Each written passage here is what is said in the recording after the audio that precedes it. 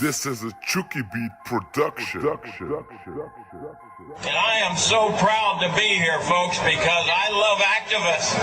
If we're going to take this country back, it's going to be activists that does it. And you're it. Praise God. Thank you. Thank you so much. We, ladies and gentlemen, mean us, the American people, not some bumbleheads in Washington, D.C. It's us, not them. My name is Sergeant Rick Schiff. I'm an 11-year veteran of the San Francisco Police Department. I hold the department's highest Medal of Honor for bravery. That used to mean a lot more to me than it does now. What I'd like to talk to you about today is my now 7-year-old daughter. My name is Zach Taylor. I'm a retired Border Patrol officer. My main job was understanding and having intelligence capabilities about drug smuggling across the U.S. border. Hello, I'm Ted Gunderson. I retired from the FBI in 1979 after more than 27 years service. At the time of my retirement, I was the senior special agent in charge of the FBI Los Angeles Division, with more than 700 people under my command and a budget of more than $22.5 million. Hi, my name's Chip Tatum, and I'm an ex-intelligence officer for the United States government. 25 years ago, I started my service as a young airman in the United States Air Force. I went through Special Forces training as a combat controller and was subsequently sent to Vietnam. Today, I have with me Chip Tatum. This man is unbelievable. 25 years, CIA Black Ops operator. Chip, welcome. I retired, as you all know, in 79, came out, worked the McDonald case. The light bulb went on when I realized evidence lost, stolen, destroyed, altered, etc., etc. Listen and watch. You will be amazed at what you hear. Nothing ever gets done until activists get involved. And we're going to take this nation back, doggone it. We're going to take it back for God and the Constitution. And human smuggling across the U.S. border to bring contraband and people into the United States. That's what I did for 26 years. At the peak of the pyramid, you've got a tiny, tiny few people who know everything there is to know about that organization. They know its real agenda, its real motivation, where it's really seeking to go. But it's only through activism that we're going to do it. And you are the reason that I'm here today. Praise God. And I'm just so pleased to serve with you at this time in our nation's history. Right now, Department of Homeland Security is in charge of, through Customs and Border Protection, the apprehension and collection of the illegal aliens. The further you come down from that pyramid peak in any organization, you're meeting more and more and more people who know less and less and less about what that organization's agenda really is. They only know their part in it. This is an identical twin. Her sister is now dead. Her sister, when she was 4 years old, Kristen, developed a highly malignant brain tumor that had spread throughout her spine and her brain. Center for Disease Control and Prevention is in charge of the screening with the U.S. Public Health Service. I've never seen the CDC or U.S. Public Health Service work together with the Border Patrol at the border, ever. Obtained a confession from Alina Stokely, the girl in the floppy hat, who said that he didn't commit the crimes. Dr. McDonald did not commit the crimes. They were committed by my satanic cult group.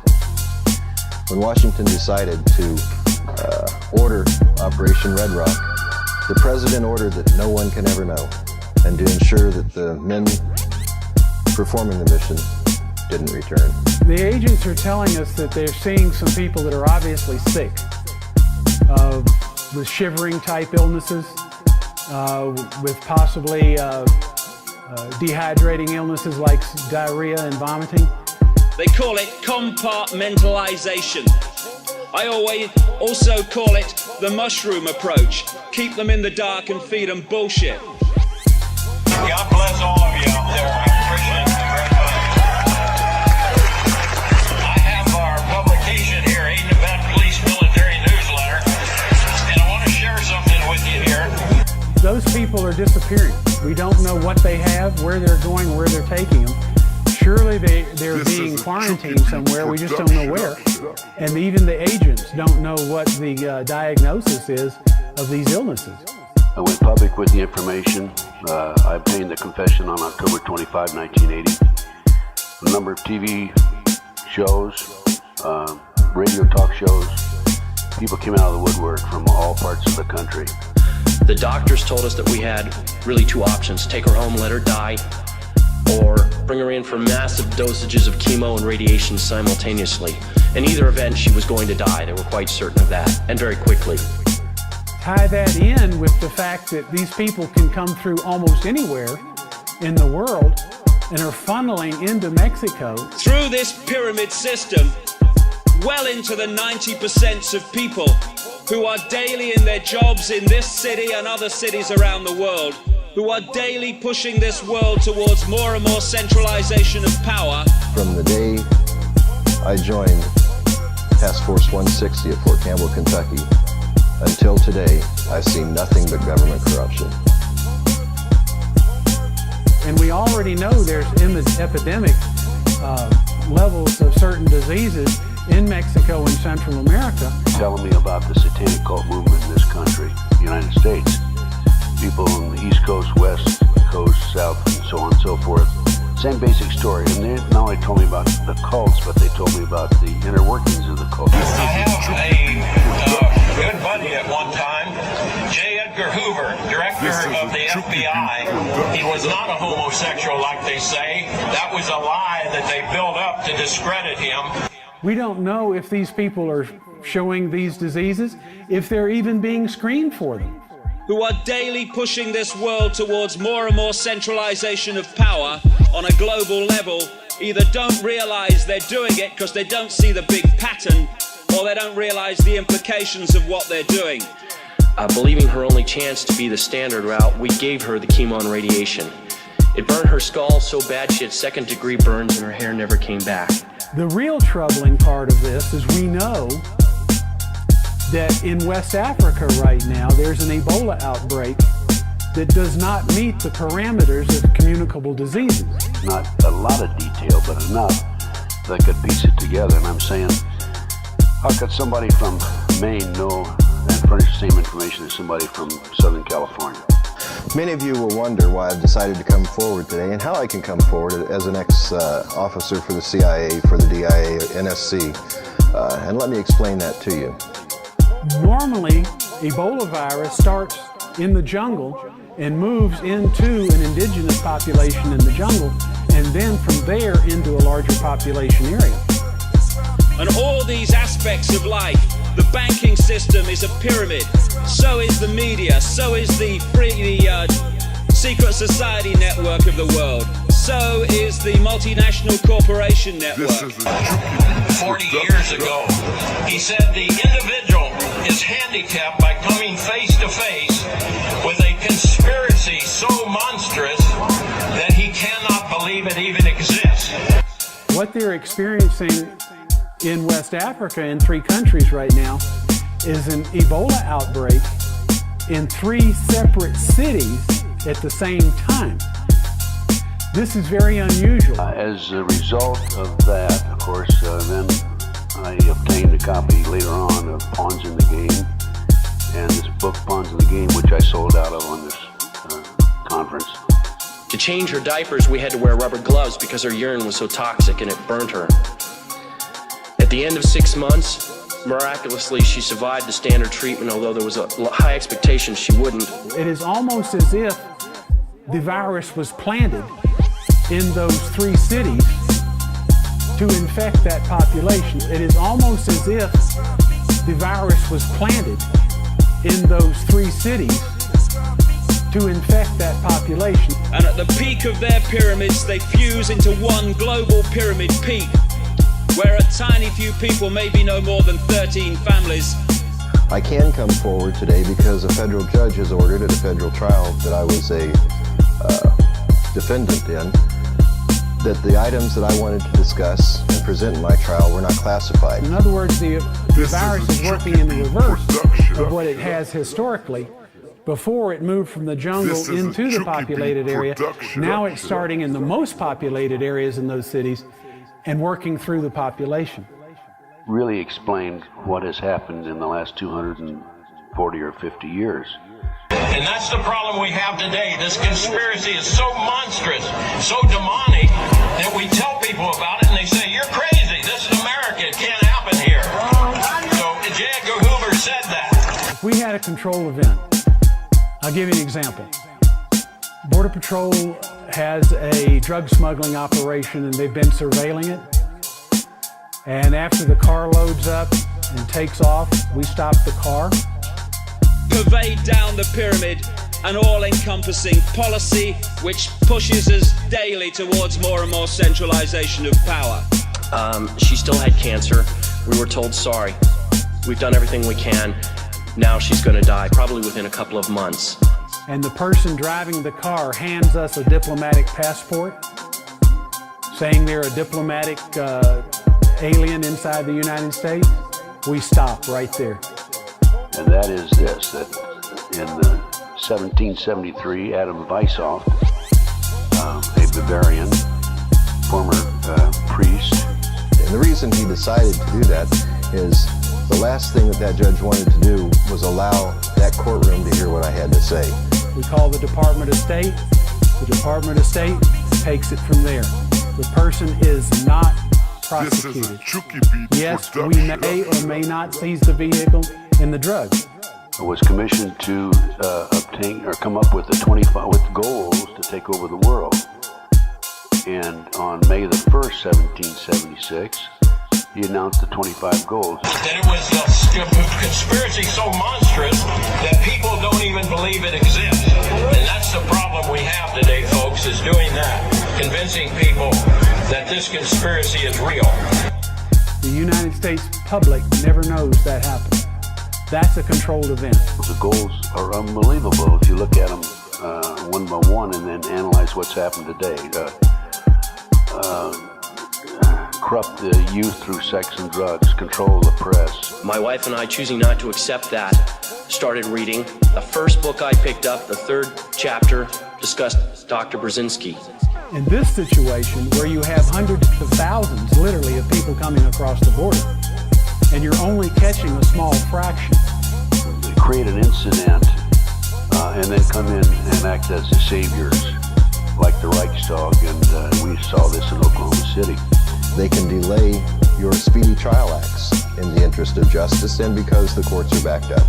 So everyone needs to understand that the federal court system is a very one-sided system.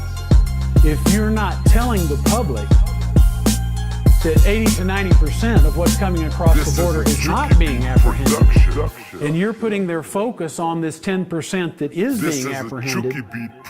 So then, not only did I, of course, research the Illuminati and come up with the answer there, but these people kept calling me from around the country. They've been calling me now for 22 years. But praise God, we have all the evidence needed to prove to anybody, if they'll just look at the evidence, that 9/11 was an inside job, right? Only showing them the 1% that are 6, 8, 10 years old and appeal to the compassion of the American people. And based on the information that's been furnished to me, this evil element has infiltrated virtually every level of society. As you may guess, I have some expertise in fraud. In fact, I'm quite certain there are enough attorneys in the room that I could be voir dired as an expert in fraud. And not show them, the people with these serious communicable diseases, the fact that they are known gang members, they have the gang tats all over them. It's in the government. They've gone out of their way, of course, to infiltrate in city, county, state, and the federal government. It's interesting that during testimony by federal agents in the pretrial portion, in the bond portion, federal agent is allowed to lie on the stand and won't be held accountable for that lie. Because they do not have a conviction in the United States, they're turned loose free in the United States. It's in the banking system, it's in the courts, it's in the prosecutors, the attorneys, the doctors. It's mind-boggling, it's unbelievable. I want to tell you that there are red and blue lists out there. Have you already heard about the red and blue list, okay? We don't know when CDC takes custody of one of these people from Homeland Security and whisks them off somewhere, we don't know where.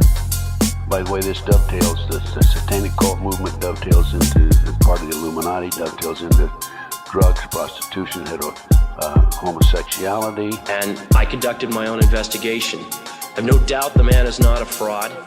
I have no doubt that he does what he does out of earnest belief that his medicine works. What disease they have been diagnosed with. We know it's communicable. We assume it's serious. I've been asked on a number of occasions, how many are there in the United States? Just say walk in the streets.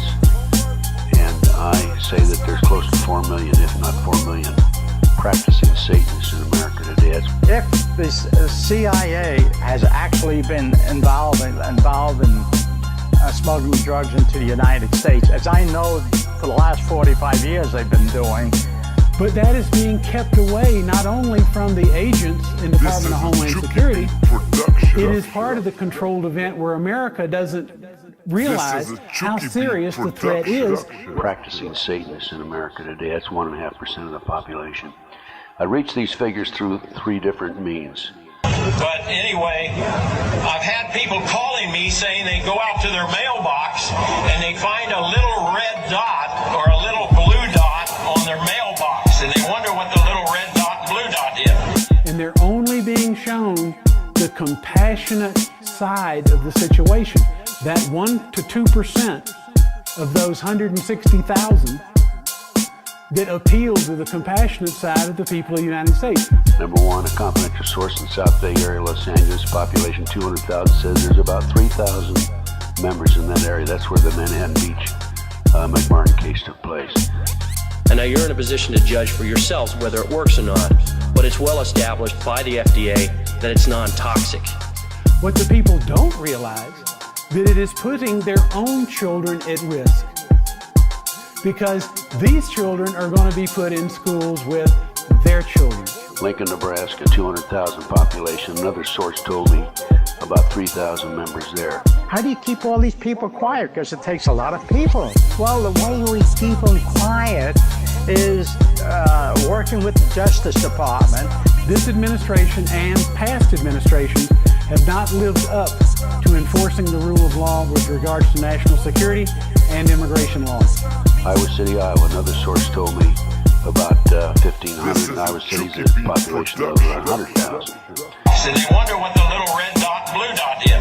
Well, it's marking your mailbox by the government, so when foreign troops come in here on us after martial law, if you have a red dot on your mailbox, they take you out immediately and shoot you right in the head. The reason we're having the press of the Central American miners is because this particular administration has invited them to come here. So if you project those figures, that's what I see as the strength and the number of individuals who are involved in this movement at basically at the street level and also in controlling positions in various industries.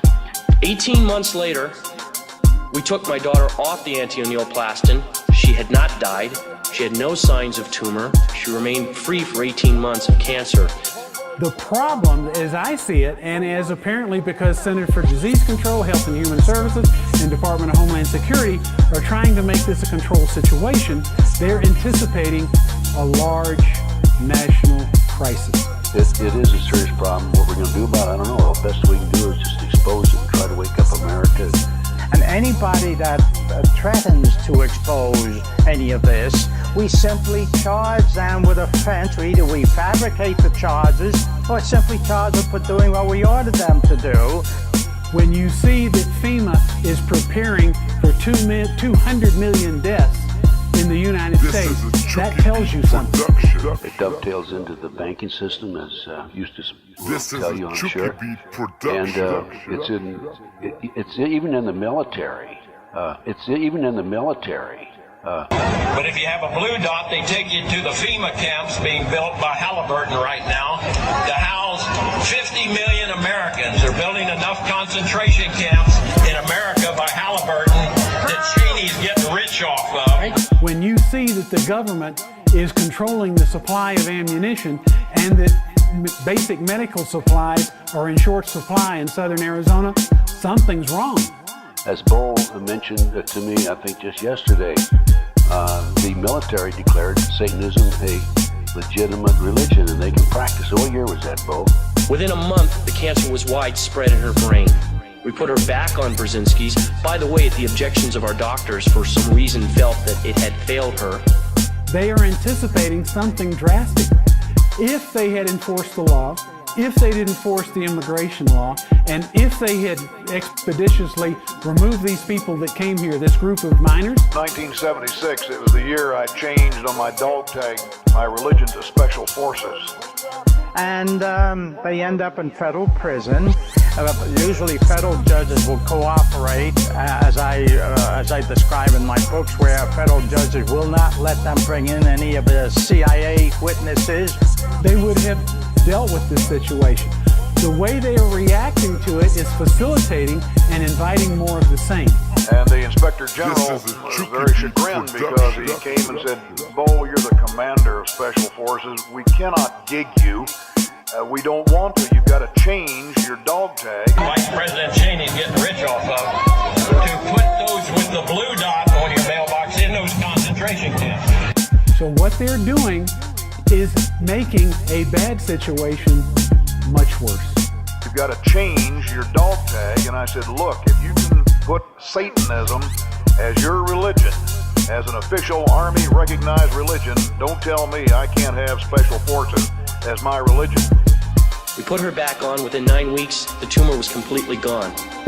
She died last July of neurological necrosis. Her brain fell apart from the radiation.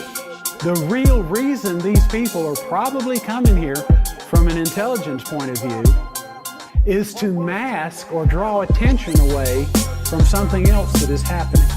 And so the troops heard about it and they all changed their religion to Special Forces too. Or won't let them produce the CIA, the documents showing that they were CIA, and they end up in prison. And this, I mean, there's hundreds of people that this has happened to. Since the United States government is encouraging this, it is something that the United States government wants to happen. Do I think that the FBI and the CIA, I'm not talking about the whole group, there's a lot of good people in both agencies. Now, if you go out and you find a pink dot on your mailbox, that means that they believe you'll be a good slave and you're going to go along with the program and serve our international Antichrist masters. They have significant CIA, FBI, Department of State, Homeland Security, Army, Navy, Marines, Coast Guard, you name it, in Central America right now, have been there a long time. But do I think that they're incompetent? No. Do I think they've been infiltrated? Yes. And in the FBI in particular, I'll tell you what happened here when Reagan was president. The autopsy showed that she was completely cancer-free.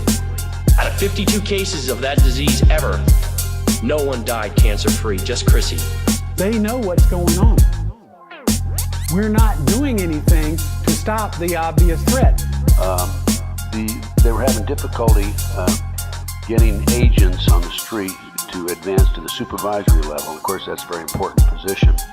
I know that flying from base to base in the United States, many of the Army bases have received orders to set up containment areas for some type of prisoners, for some type of activity. What that is, I don't know, but I can tell you that they're being built and they exist. 2 years ago, I became acquainted with a person that lives in Mexico City.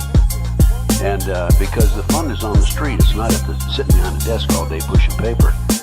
So they sent a memo out. This is what I've been told by some of my friends.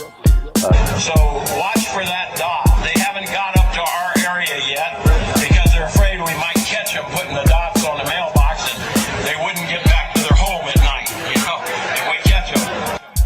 Have complete, total confidence in this person as an informant. He's beyond reproach. And he told me, when I asked him, I was concerned about two things. To the street agents, anybody that wants to be promoted, submit your resume and let's go from there. But as a result, I think that what they did is the good agents stayed on the streets and... So she didn't die of a terminal illness. She died of my inability to care for her properly, and she died from bad advice. The trafficking of human organs in Mexico and the extreme violence, the beheadings and dismemberments that were going on in Mexico. The other agents, the Illuminati members, if you want to call them that, not all of them, of course, advanced to the supervisory level. Now, I'm not supposed to have this letter, but it's not illegal for me to have it because it's not classified. I've added 5 lines at the bottom about the concentration camps because that's what it really is. Now, understand this person is pretty much as an unbiased observer that has almost unlimited access to all levels of both government and society in Mexico. On one occasion, This is a Chucky Beat here production. during the Atlanta, This is Georgia a Chucky Beat election, production. there was a spokesperson on for the FBI. But it's time to prepare, folks. It's time to prepare. It's time to work like we're going to win, which we are, but it's also time to prepare like you may lose temporarily. Without hesitation, he told me that the most influential criminal organization in Mexico City at that time was the Russian Mafia. On national television in connection with the bombing that took place down there, and I had a call from an adult survivor. Somebody that's born into the movement, the cults. She died because there's a government institution that disseminates false information and is not looking out for the welfare of the people. And through other sources, I knew that they were a very important component in Ecuador and in the tri-border area in South America. Is raised there, gets out, tries to go straight and stay away from it. But I had a call from an adult survivor and said, this person told me, a woman, that she recognized that FBI spokesman as having attended satanic meetings in the past. There were about 43 of these detention centers, as they were called. And you know, some 6 months ago, they started stocking food in warehouses for the people they were going to put in them. So when you start to think about the dynamics of what's going on in Mexico, think transnational criminal, think of people beyond Mexico, think beyond Central America. So I'm saying that, hey, they've had 230 some years to put this together. They're advancing. I know of one adult survivor who was a recruiter and a trainer. So I'm going to tell all of you, if you have not bought ammunition, if you have not bought guns, go get them now.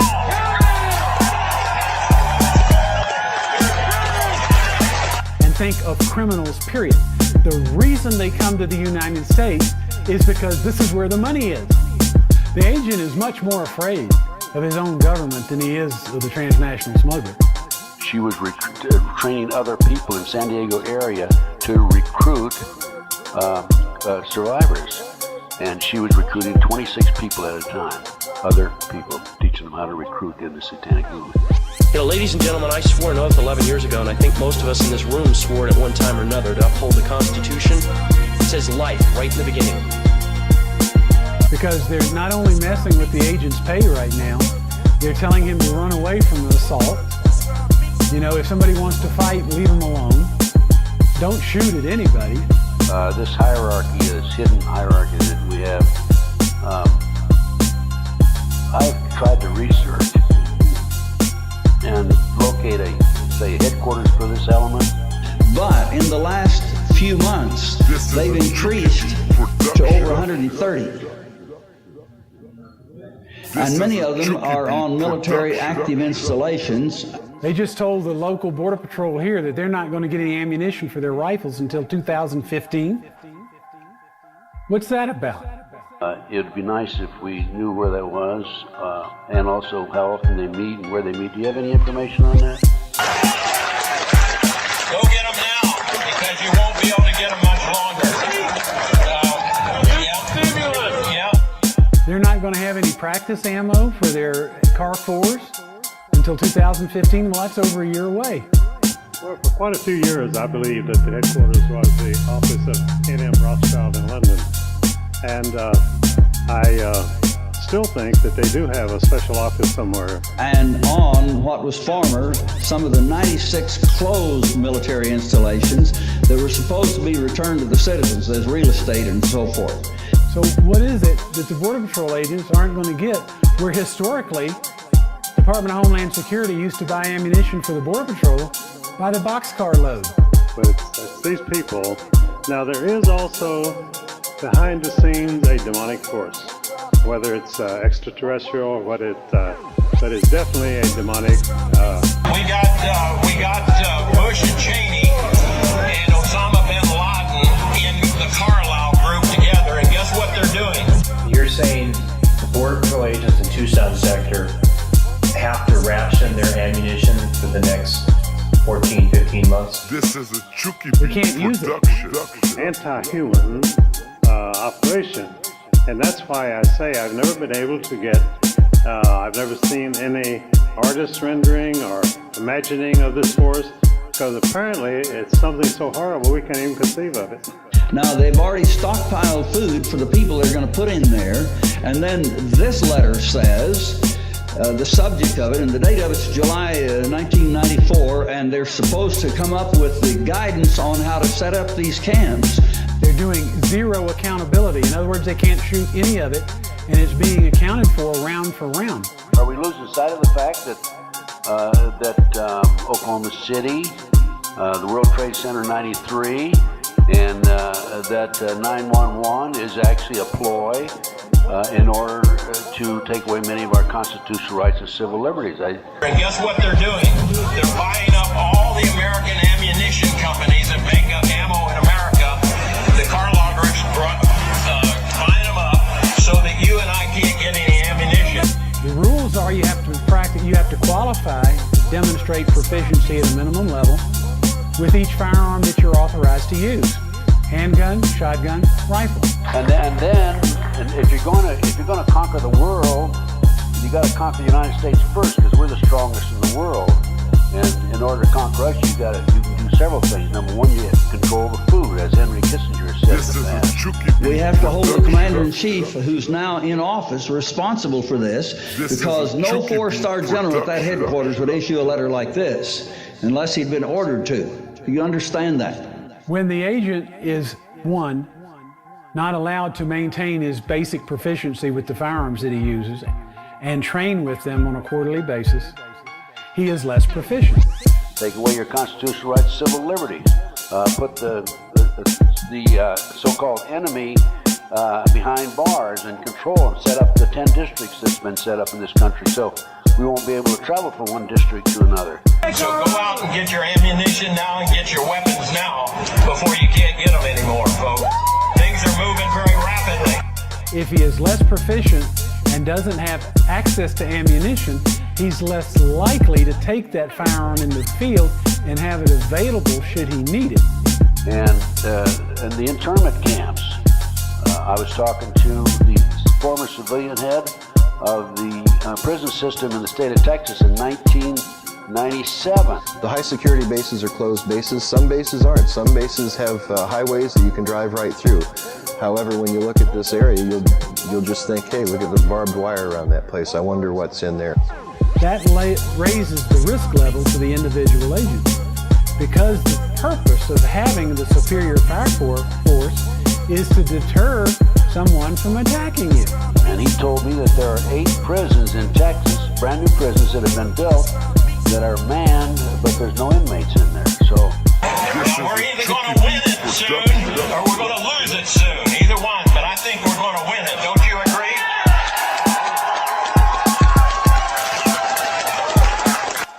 The whole idea of asymmetrical warfare is to defeat your enemy from within.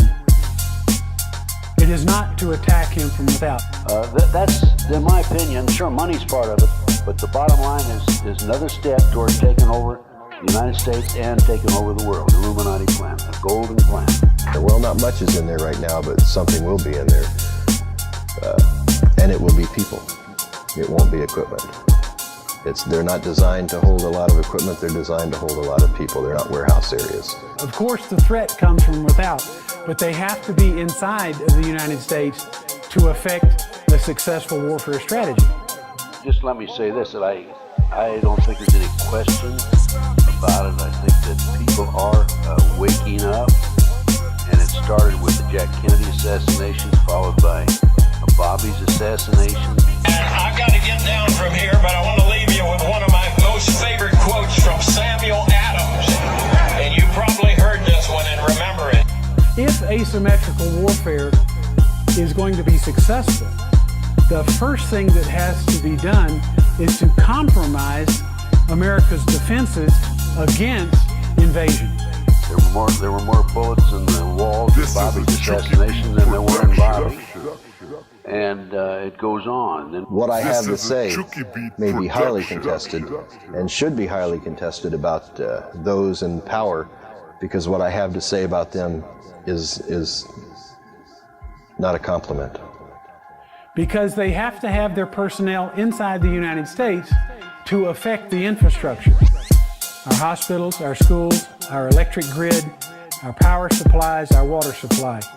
We had Ruby Ridge, and we had Waco, and more recently we had 93 bombings, and then Oklahoma City, and then we have most recently 911. And he said, if you love wealth better than liberty and tranquility of servitude better than animated context of freedom, go home from us in peace. But they have to affect the degeneration from inside the United States. Fabrications, it's impossible on the Jack Kennedy assassination for those bullets to have gone 90-degree angles 3 times. On that day, on February 26, 1985, after picking up Mr. Cooper and Mr. Sawyer, the pilots, from their meeting in El Paraiso, they came out of the meeting and they had a cooler marked vaccine. The markers that we're seeing that indicate this is asymmetrical warfare is because the reaction that the United States is taking is they're taking the opportunity of inviting these illegal aliens to come here. But the people are waking up, and I notice it as I travel around the country, and this is great, this is wonderful, because that's what we have to do. We have to wake people up. We ask not your counsel or your arms. Crouch down and lick the hands and the feet of those that feed you. May your chains set lightly upon you. They're concentrating them in one place in the United States, the Rio Grande Valley, and they're drawing the resources that are protecting the rest of the United States border to care for the illegal alien children. I can say this, that since I got out of the Bureau, FBI, 1979, 23 years ago, and became involved in these issues, that I've done everything I can to wake up my fellow brothers and sisters. The cooler was a large cooler, probably about a 96 or 100 quart size, if you understand the sizes of coolers, very large, commercial grade. It was sealed and it was marked vaccine. To help with the overflow of the miners, to transport, to take care of the needs of these people while they're in Homeland Security custody. Along the way, I've lost an awful lot of people that I thought were friends. I mean, they don't even return phone calls anymore, but I don't care, because it's important that we follow the path of truth. And may posterity forget that you were ever our countrymen.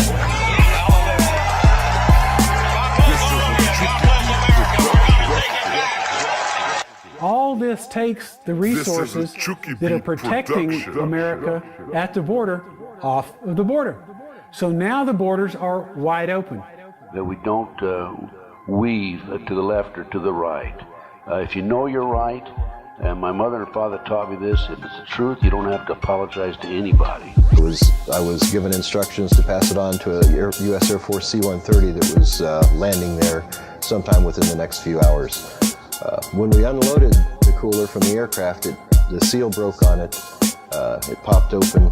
This gives the people that are trying to get their infrastructure, their personnel, their drugs, their dirty bombs, their biological weapons, their chemical weapons into the United States without being noticed. I have a tremendous amount of research, as you know, if you visited my table, and anybody that bought any of my research, there's no copyright with me. I want you to take it and make copies and get it to your friends. Educate as many people as possible. I think that probably the hard landing that I had and bounced it around inside the aircraft on that particular occasion on a very hot day helped aid in breaking that seal. But when the seal broke, we found a large quantity of bricks wrapped in a blue medical tape. Because this part of the border is open. It is not being patrolled. It is a perfect military strategy. It doesn't raise any eyebrows because we're focused on the children. Is get the research, get mine and everybody else's up here and whatever else you can find, and pass it on to your friends. Get the videotapes. People are lazy today because they don't like to read, they rather watch the videotapes. But if that's what it takes, get the videotapes and make copies and get them out to your friends. We opened it up. I put my finger across the powdery substance, crystalline type powder, put it on my tongue, and it immediately numbed my tongue. Previous experience told me that this was cocaine. But we need to focus on our children because this is asymmetrical warfare. Everything says it is. And then I think that most important thing, other than trying to educate each other and research and tell your neighbor, most important thing is that we have a mission to save our own souls and save the souls of all of us around us. So that's got to be one of the highlights. In estimating the amount of cocaine inside that cooler, it was over 100 kilos of cocaine.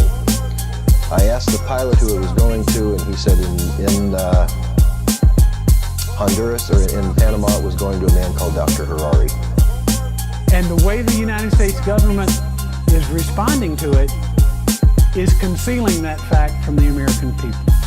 This whole campaign to expose this evil element that's casting its shadow across our great nation. Dr. Harari, I would find out later, was actually Mike Harari, a Mossad agent assigned to General Manuel Noriega as a confidant. In other words, they're assisting in the downfall of America. And you need to understand that. And so as we go forward from here, folks, don't apologize to anybody. Just do your thing and talk to your brother and sister and say, hey, come on, let's go. We've got to save your soul too. And thank you very much.